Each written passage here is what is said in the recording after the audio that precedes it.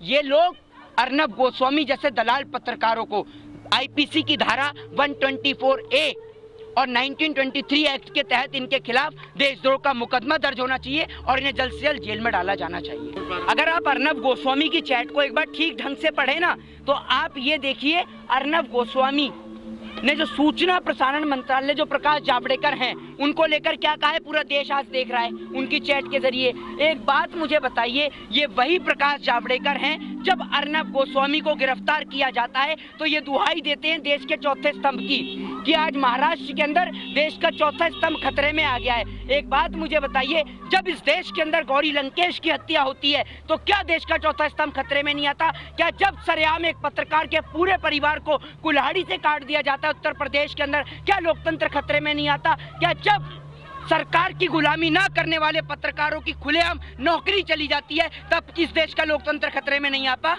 या फिर जब इस देश का लोकतंत्र खतरे में आता है जब सरकार की गुलामी करने वाले पत्रकार जो देश के साथ गद्दारी करते हैं और देश की तमाम बातों को लीक करते हैं? आखिर कैसे पता चला पुलवामा के बारे में कैसे पता चला? अरे आपके हमारे लिए मजाक का विषय होगा। उस माँ से जाकर पूछिए जिसने अपने बेटे को खो दिया पुलवामा के अंदर, उस बहन से जाकर पूछिए जिसने अपने पति को खो दिया पुलवामा के अंदर। आप लाके दे सकते हैं वापस उसके पति को, उसके बेटे को? अरे अगर देश के अंदर देश के जवान हिफाजत कर रहे हैं सरहद की तो सिर्फ इसलिए कर रहे हैं क्योंकि वो अपनी भारत माँ से प्रेम करते हैं। लेकिन इस देश के चंद गद्दार नेता जो इस देश को डुबाने में लग रहे हैं, इस देश की तमाम खुफिया एजेंसी क्या कर रही थी? आप एक बात बताइए, आप एक पोस्ट रिलीज कर दीजिए फेसबुक के ऊपर, उसको लेकर आपको पुलिस, क्राइम ब्रांच, तमाम तरीके की खुफिया एजेंसी उठाकर ले जाती है। अर्नब गोस्वामी की चैट को लेकर अब तक उसके ऊपर कोई एक्शन क्यों नहीं ले रही? और भारतीय जनता पार्टी के तमाम मंत्री, रविशंकर प्रसाद कानून मंत्री जो कानून की दुहाई देते रहते हैं, प्रकाश जावड़ेकर जो सूचना प्रसारण मंत्री हैं, ये आज तमाम तरीके के लोग, गिरिराज सिंह जैसे लोग आज क्यों चुप हैं? देश के प्रधानमंत्री नरेंद्र मोदी जी जो अर्नब गोस्वामी को लेकर तमाम तरीके की बातें कहे करते थे, आज क्यों चुप बैठे हैं? आज क्यों नहीं बोलते प्रधानमंत्री जी? इसलिए नहीं बोलते कि क्योंकि आपके नेता का किसी का बेटा सरहद की हिफाजत में नहीं है। और अगर उसी पुलवामा अटैक के अंदर किसी नेता का बेटा मर गया होता ना, और ये सरकार बीजेपी के अलावा किसी और की सरकार होती, तो स्मृति ईरानी जैसे नेता सड़क पे ढोंग धतूरा मचा देते, सड़क के ऊपर ये लोग लेट जाते, उठते नहीं। लेकिन आज अगर इनकी सरकार है तो ये लोग चुप क्यों बैठे हैं? और सैटेलाइट जब ये बता सकती है कि पराली जलाने से पंजाब में पराली जलेगी तो उसके धुएं से यहाँ दिल्ली के अंदर पॉल्यूशन होगा, तो क्या सैटेलाइट ये नहीं बता सकता कि आखिर कैसे 350 किलो RDX और जेलेटिन लेकर वो लोग पुलवामा के अंदर घुसे? क्या ये नहीं बता सकता सैटेलाइट को बताना होगा कि आखिर वो 350 किलो RDX कहाँ से आया।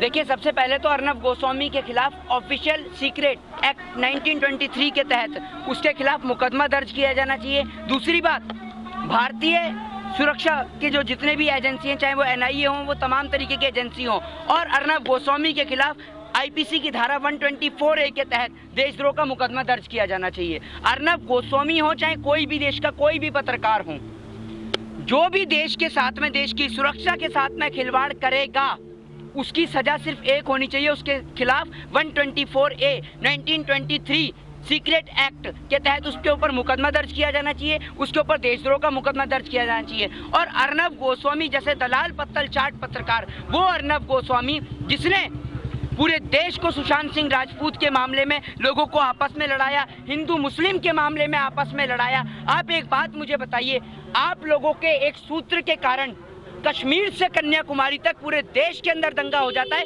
लेकिन आपके सूत्रों का पता नहीं चलता। जरा आज आप भी बताइए, पूरा देश जानना चाहता है कि आपके वो सूत्र आते कहां से हैं। बताइए जरा, कहां से हैं वो सूत्र? पूरा देश जानना चाहता है कि कहां से हैं आपके सूत्र। आप इतना कह देते हैं सूत्रों के हवाले से पता चलिए, और सूत्रों का कोई अता पता नहीं होता और पूरे देश में दंगे हो जाते हैं। आप लोग सिर्फ इतना कह के कि सूत्र के हवाले से पता चला है कहकर पल्ला नहीं झाड़ सकते।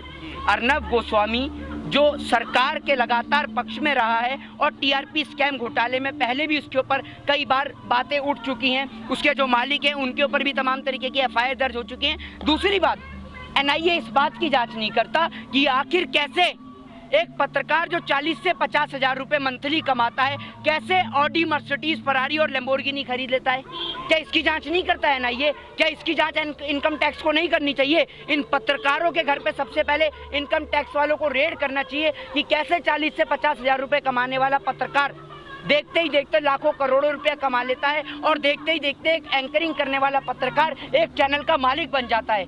क्या इस बात का सवाल खड़े नहीं होते हैं?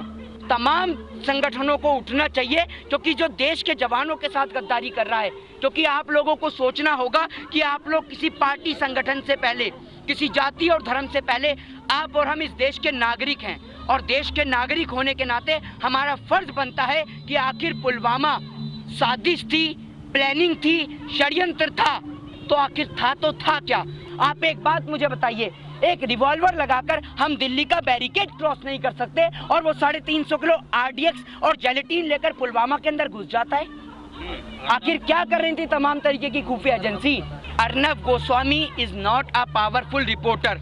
अर्नब गोस्वामी के ऊपर हाथ है तो देश की सरकार का, दलाली है तो देश की सरकार की। अर्नब गोस्वामी कोई पावरफुल पत्रकार है? अरे एक बात बताइए, महंगाई के मामले पे, मुद्दे पे तब तो ये लोग बोलते नहीं है। क्यों नहीं बोलते? जब देश के अंदर बहन बेटियों के साथ बलात्कार होता है तब ये लोग नहीं बोलते। एक बात बताइए, आप लोग अगर पत्रकारिता करते हैं जरा ये तो दिखाइए। करोड़ों रुपए की सरदार पटेल की मूर्ति बन जाती है, स्टैचू ऑफ लिबर्टी खड़ा हो जाता है, ठीक है। करोड़ों रुपए लगा के प्रधानमंत्री मोदी का कार्यालय बन जाता है, करोड़ों रुपए से नई संसद बन जाती है, और भगवान श्री राम के नाम के पे भगवान श्री राम को धूमिल करने के लिए ये लोग चंदा मांगते हैं। अरे वो राम जिसने आपको और हमें बनाया है उसके नाम पर चंदा मांग रहे हैं ये लोग। आप एक बात मुझे बताइए, कौन सी और किस मीडिया की बात करते हैं मेरे भाई आप?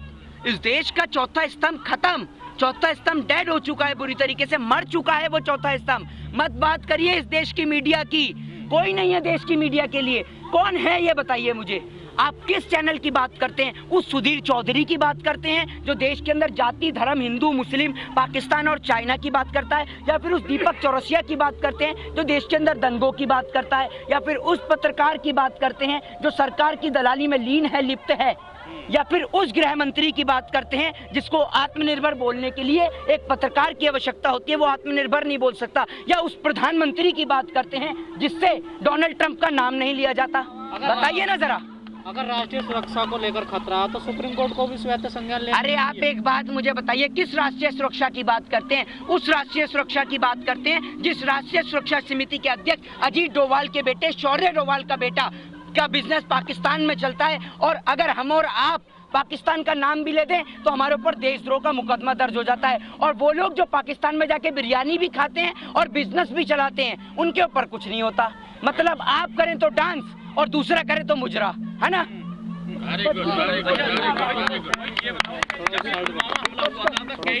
मैं आपसे वही तो कह रहा हूँ कि पुलवामा को लेके पहले 2 लाइन पढ़ूंगा कि पुलवामा में देश के वीरों ने जो जान देश पे वारी है, ये दुश्मन की औकात नहीं, ये अपनों की गद्दारी है, ये अपनों की गद्दारी है।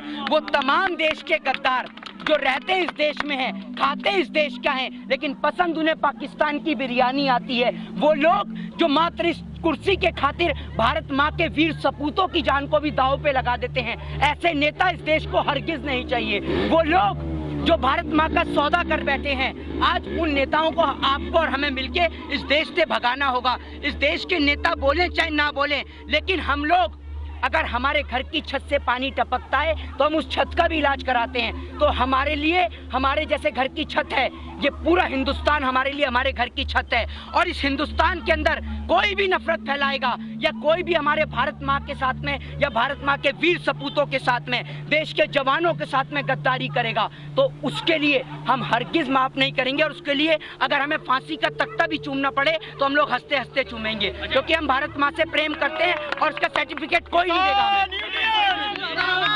डीएसपी देविंदर सिंह अगर दिल्ली के अंदर हिजबुल मुजाहिदीन के आतंकी को लाने में कामयाब होता तो दिल्ली के अंदर भी कोई पुलवामा जैसी घटना घट चुकी थी। आपने कभी सोच के देखा है अपने जहन में? जरा इन तारीखों को मैच करके देखिएगा। देश के तमाम लोगों से निवेदन है, इन तारीखों को मैच करिएगा और देश के अंदर चुनाव की तारीख को मैच किएगा। कांधार हाईजैक, पुलवामा अटैक, अक्षरधाम मंदिर पे हमला, उड़ी हमला, पठानकोट हमला, इन तमाम तारीखों को मिलाकर देखिएगा और देश के अंदर चुनाव की तारीख को मिलाकर देखिएगा। एक बात मुझे बताइए, आज देश में चुनाव नहीं है तो नाम पे पाकिस्तान हमला कर रहा है, ना कोई तमाम देश हमला कर रहा। और सबसे बड़ी बात, कोई देश का पत्रकार भी नहीं बोल रहा जब चाइना हमारे देश की जमीन को कैप्चर करके बैठा है। क्यों नहीं बोलते पत्रकार? अरे हमारे देश की मातृभूमि है, हमारे भारत माँ के वीर सपूतों ने देश के खातिर जान दी है, और आप वापस इस देश को अंग्रेजों के हाथों में थमाने में लग रहे हैं। अगर चाइना हमारे देश की सरहद में घुसा है तो सुरक्षा समिति को बताना होगा कि आखिर घुसा है तो कैसे घुसा है। अरे अगर हमें अपने प्राणों की जान देनी पड़े, अगर हमें अपनी जान देनी पड़े तो हम जान देंगे, लेकिन हम वापस इस देश को कभी गुलाम नहीं बनने देंगे। हमें जान देना स्वीकार है लेकिन गुलामी हरगिज स्वीकार नहीं। जय हिंद, जय भारत।